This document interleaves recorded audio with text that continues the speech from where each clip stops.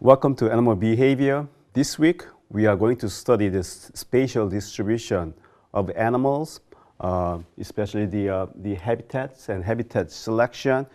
Also, we are going to study the dispersal and migration, which is where you live, and if you're not the current place you live in, it's not really preferable. And what you should do is to move to the place where you like to have.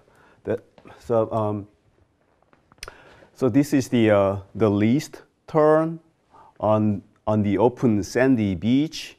You see that this is the mother bird, and there's the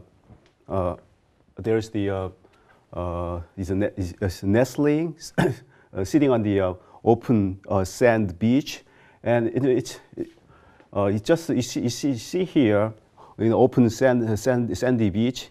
The people and the dogs walk down the beach. You can easily examine the dispersed nestings, and they can destroy all these nestlings in this habitat. And that's exactly what it did, so that this bird species almost become endangered species in particular areas in California. So what the researchers did was that they set up the artificial beach with sand in remote island where there's no people and dogs patrolling around here, so that these bird species and other birds have some safe haven for the nesting on the open sand beaches. And this study demonstrates that the species, the animals, have a preference for specific habitats, and that's increased the fitness, the number of offsprings in a generation. So habitat selection is very critical for the animals. So what is the habitat? And we hear that the habitat is a very common word in everyday our lives. That's the type of a place that provides more or less favorable characteristics for an organism's activity, and basically it is the physical environment. That's where you are in. So that but there's another word. Sometimes people confuse that is niche, and habitat is niche. And habitat and niche. What is niche? That's the ecological niche of an organism is the position it fills in its environment, and it usually consists of conditions under which it is found, and resources it utilizes, and the time it occurs there. And each habitat provides numerous niches. For example, here in Central Korea, we live in, many animals live in broadleaf forest. And most of the forest here around, that's broadleaf forest. And so that's called the temperate broadleaf forest. And that's the habitat. The whole central area is basically a temperate broadleaf forest. But in this forest, there are lots of niches. The bottom, the floor of the forest, and the canopy, and the trees, and sometimes day and night, all can be niches for the specific animals. And that's how you distinguish between the habitat and niches. Another terminology that I want to introduce is sometimes very similar to the habitat and niche, which is the territory. It's more like individual terms, like a species or the habitat. It's more applied to the populations or the species, but the territory and home range is more specific, oriented to the specific individuals. So individual have territories, individual has home ranges. And how do they differ with each other? Territory is an area that animals defend. That's a critical word. They defend against the intruders. So you actively defend against the intruders, and then that's a territory. If somebody broke into your place, you are angry and you call the police, or sometimes you fight, your home is your territory. But home range, that's an area that animals occupies but does not defend. You go to the schoolyard. That may be your home range. You are there, and you play, and sometimes you play with your friends, but you don't really actively defend against the intruders. That's called home range. And why animals maintain these home ranges and habitats? Again, back to the similar idea with the sand turns. It increased individual fitness, individual reproductive fitness. And so the benefits, I'm going to do the cost-benefit analysis for maintaining like a territory or habitats throughout this course. The first, the benefits of territoriality. Here is the popular tree. You know, this tree, it's like a huge trees around the campus. You see lots of the popular trees in the campus. Sometimes in the leaf, you see these galls. That's the galls that the aphids, that's the real tiny insects, make. And this aphid, this female aphid, you know, the cottonwood poplar tree, it selects a leaf that usually select a large leaf. They prefer the large leaf over the medium-sized or small leaves, and they sacrifice its middle leaf. That's the middle leaf, almost always near the base. So they make a hole right here. That's the prime location of this for these aphids, and they induce the formation of the hollow ball of tissue. That's called a gall, in which she lives with that's the female aphid living with her offspring, and you can imagine that there's a lot more aphids for every single large leaf. Sometimes like 20 aphids for every large leaf. So there is a competition for the leaves, and these two aphids, female aphids, like fighting with each other over a leaf. Sometimes this fight goes on days until somebody gives up or dies. Then also sometimes what you see is that there's like two galls in a row in the middle, like a AB here, like this. And the researcher these experiments, why do they see like two galls in a row? And if you measure the number of progenies inside of this gall, then this B, that's near the base of this leaf, you see like 122 offsprings. But if you settle for A, that's in the middle of the leaf, you could have like 88.8 progenies per gall. So that there's a huge difference in the number of offspring, and B is much better than A. So what they did was that in this experiment, here they killed the one in the base, and that one here it killed the one in the middle, and then this one it killed it have only one near the base of the leaf. That's for the control. When you kill this gall in the middle, and the number of progeny is almost similar between these two, very similar. Very similar.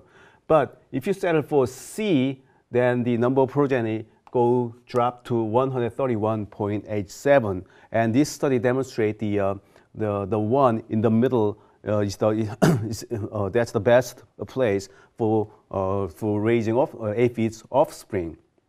And then why do you settle for the A instead of B?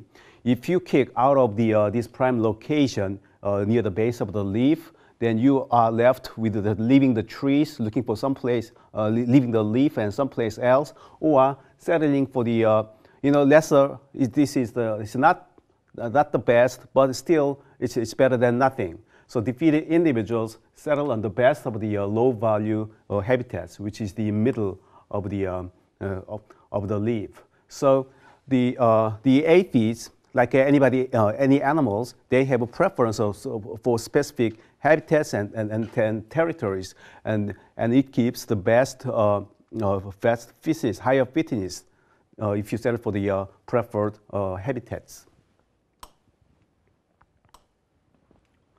So let's do a cost-benefit analysis of the maintaining territoriality. What's the cost? If you want to maintain a cost, it's like maintaining your home. It takes time, it takes energy, and sometimes a physiological cost. You have to change your body physiology to be aggressive, to defend your territory against the intruders. So you need to change your physiology. That could be an energetic cost, sometimes a risk cost. That's the you could be get injured or exhausted while defending or fighting against intruders. Sometimes, and there's another cost which is called opportunity cost. If you settle for one specific territory, then you give up all other territories which might contain the better better habitat. So that's the opportunity cost. And what is the benefits? The benefit is the exclusive access to the to mates or food in that territory. And the animals, the animal behavior, it's almost like economics. What you do is that you calculate your cost and benefit. If the benefit is better than the cost, then you maintain this territory. If the cost is higher than the benefit, and you give up your territory and become maybe a solitary. Now it turns out that your settling for in one place is not good. The cost is better than the benefit. It's sometimes too crowd. Then what do? Then you disperse. You go someplace else where there is some maybe less of the less number of individuals. So dispersal is the movement to a new habitat. You're looking for new habitats, and typically associated with the overcrowding. If you have more individuals in a given area, and you cannot find your own place to stay, then you disperse. And usually dispersal occurs once in a lifetime. And you also sometimes see the movement to another location, which is it's a migration. And migration is the regular movement back and forth between the two relatively distant locations. And we think, and we treat migration as a special form of dispersal, which the migrant eventually returns to the place it left. And most migrations are associated with food, the food supply, or reproduction, or a change in ambient temperature.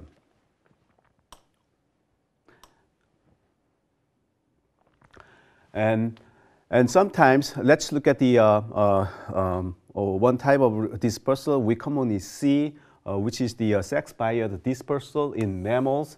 And in mammals, typically the female progeny tend to be philopatric, meaning that you stay there where you are born, or it's called a natal, the natal places.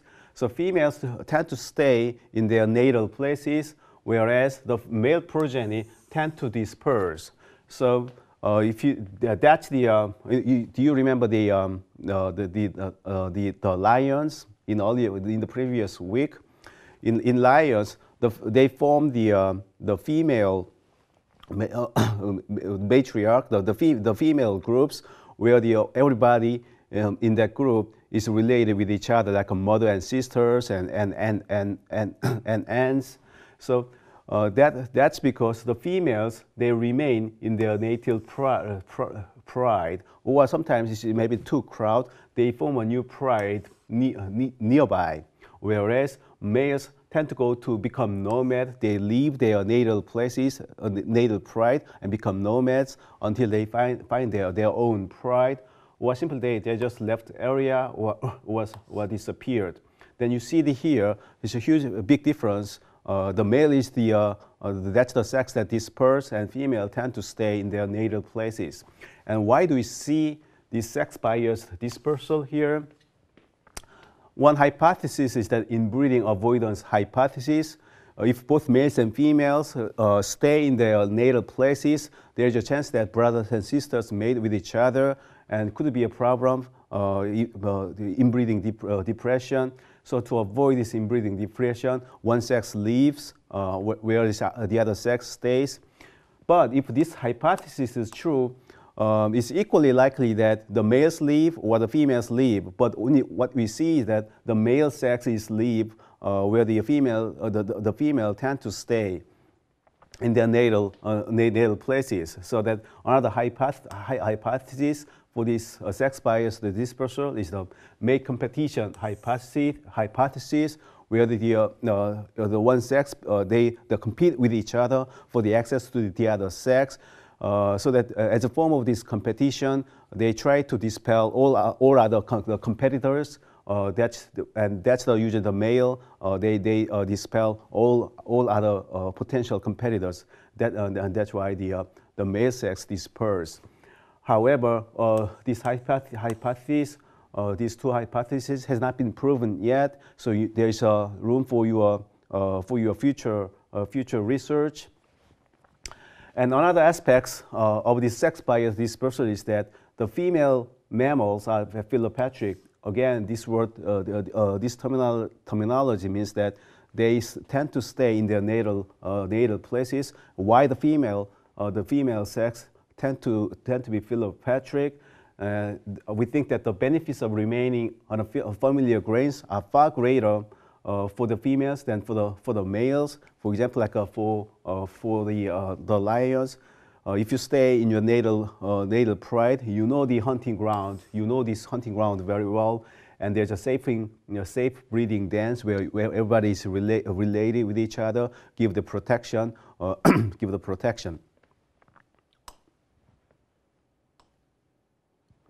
So let's again do the cost-benefit analysis for the of dispersal, and what's the cost of the dispersal?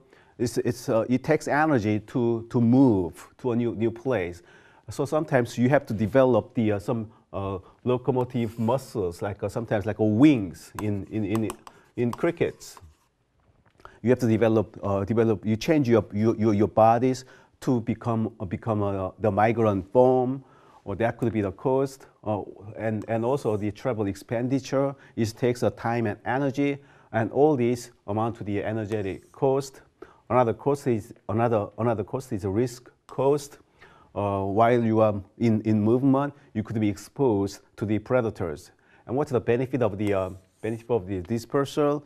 If it is too crowded, you have no chance to to be territorial. Maybe no chance to find your mates or food. But by finding a new habitat where there is less competition, so that you can have the exclusive access to the food and mate in a new habitat. So that's the benefit of the dispersal. And they always weigh between these two, and one is greater than the other. You settle for you decide what to do in terms of the dispersal. And let's look at the migration. Again, this is a special form of the dispersal where you move between two distant locations, and one of the spectacular movement you see in animals, that's the migration. And all these, and this bird, that's the bar-tailed godwits. Godwits you commonly see on the coast and marshes in Korea. That is migrating between Korea and New Zealand. New Zealand is far down there, almost the other side of the earth. And this species has the longest known non-stop migration of any species, up to more than 10,000 kilometers. They fly from New Zealand to the Korea non-stop without stopover in any places. It's spectacular movement. It's difficult for us to travel in a big airplane non-stop from New Zealand to Korea, but they just fly directly from New Zealand to Korea and back.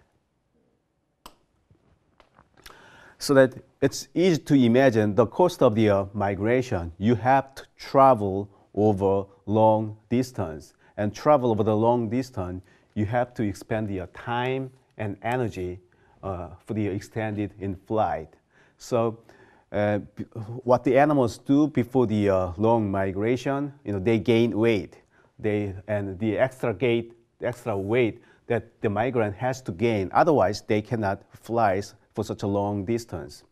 So all these migrating species are in danger of the running out of fuel before the destination, and sometimes in the open sea, and then there's no way of surviving in the open sea.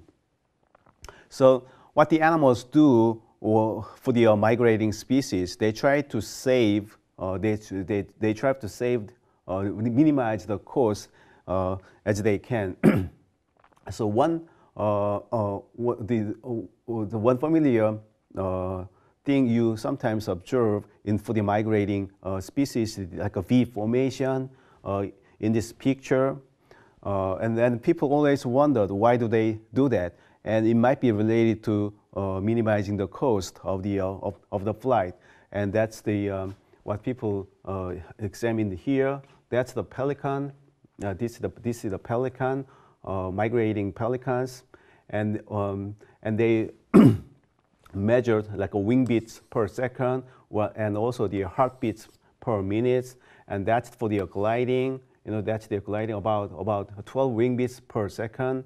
The gliding, it doesn't move you don't beat your wings. You just fix it. That's the very easy and spend less energy. But if you fly alone 50 meters above, then you spend a lot more energy by beating your wings and your hearts. And alone at 1 meter, again, you spend lots of energy here. And this one here, that's when they make a formation, like a V formation here. And you could be located in the first. That's the tip of the V formation. You could be second. You could be second, or third, or fourth in the V formation, and they measured these wing beats and heartbeats of each position.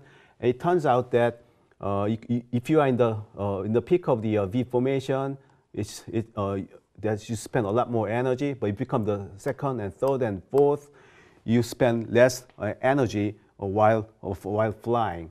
So that the number 4 position here, you spend the least amount of energy.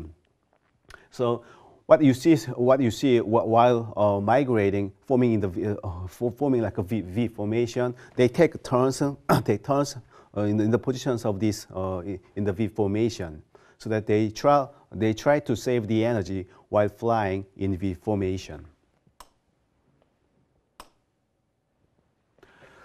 Another way how to demonstrating how they are sensitive to the cost of the migration is found here. Red-eyed videos. That's the small bird species. They are migrating from North America down to the Amazon basins, and they may have like 2 flight routes. One route is directly like a trans-Gulf flight, like directly from here. This is shorter, but over the open sea, so that if you are running out of fuel in the middle, then you are dead bird. Another way is they are overland, like from Texas and Mexico, like this route.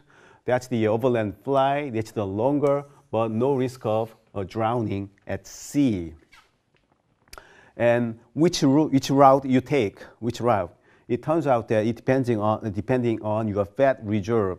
If you are those birds with a low fat individual, you have less fat to spend, then means that your condition is not good. You take the safer route, which is the overland flight.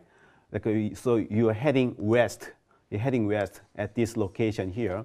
But if you're those individuals with high fat reserve, lots of energy to spend, you take the direct flight from the Trans-Gulf route. So you are heading south.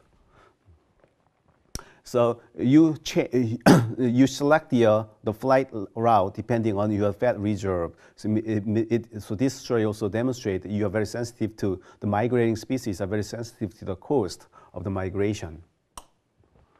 Then what's the benefit of the migration? And most of the, nearly half of the all breeding birds of the North America are the migrants. Same here in Korea, and usually in the spring they fly to north at the higher latitude, where they they breed. But in the fall, they fly back to the south, like Mexico, or Central America, or South America. They overwinter there. And why do this have this migrating pattern? In areas with higher latitude here, in summer they have immense populations of the protein-rich insects, means a lot of food, and so then during the summer at higher latitude you have longer hours of daytime, so that you can have more time to forage. So that the first benefit of the migration is related to food, and that's not the only reason for the migration. This in monarch butterfly, they are very and this is a tiny. This is it's just a typical butterfly. It's a small butterfly, and most of the butterflies in North America, like in USA and Canada, they all in the fall they fly to some distant locations in Mexico here. In the spring, and these individuals and fly back to North America. Why do they go to the wintering places in Mexico? And they chose some specific locations on high mountains here, in a few trees, on a few trees, and these few trees here is just covered with monarch butterflies. And it's not related food here, because they don't eat. They usually do not eat while overwintering. They just stay here, do nothing but staying here throughout the winter. So it's nothing to do with it's not the food. Then why do they go to the high mountains in Mexico? And it's obvious, it's for the overwintering. But the monarch butterflies, like any insects, they are very sensitive to the temperature. So the temperature goes down to the sub-freezing, like 1 or 2 degrees. Then they just kill the all insects. So, just one night of sub-freezing temperature sometimes kill like 2 million the wintering monarchs in Mexico. Then why do they choose some specific Mexican mountain refugia there? At higher elevations and under the trees, under the canopy, the temperatures maintains remarkably stable, right around to below 4 degrees C. It doesn't go far below, it doesn't go above, it stays right there. And that's the ideal conditions for overwintering monarch butterflies. But you could imagine that if you want to overwinter, if you go to so there's some other places in Mexico, there is a lot warmer than the 4 degrees C. For example, like a low elevation locations. Mexico is a subtropical. You rarely go sub-freezing temperature during the winter. Then it might be a better place for the overwintering than the high mountains.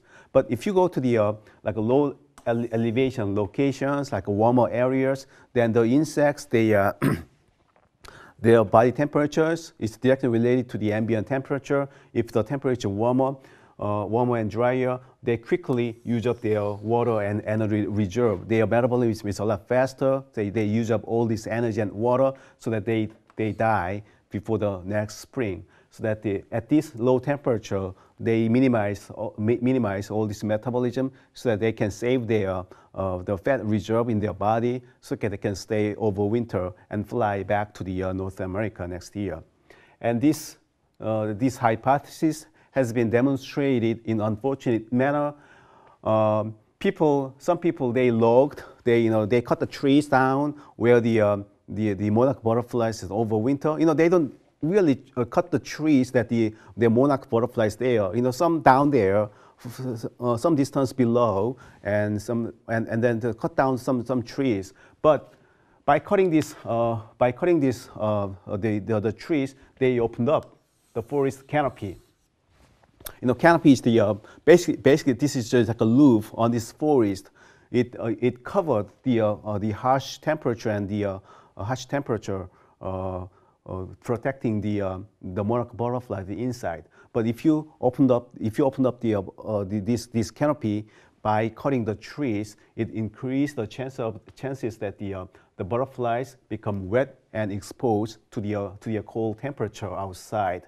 So that the logging destroyed the monarch wintering habitats and kill sometimes a lot of the monarch populations overwintering there. So that the reason that monarch butterflies migrate to the to the high mountains in Mexico, and that's the overwinter. Because they are very sensitive to the temperature while overwintering. So in this week, we have we examined the habitats and dispersals and migrations, and I also introduced the how do you study this specific behavior by introducing the cost-benefit analysis. If you look at the behavior, again, animal behavior, it's like the economics. You do the cost, and you calculate the cost and benefits, and which one is greater than animals. They decide what to do for the specific behavior, like habitat and migrating or the dispersal. Well, thank you for this week.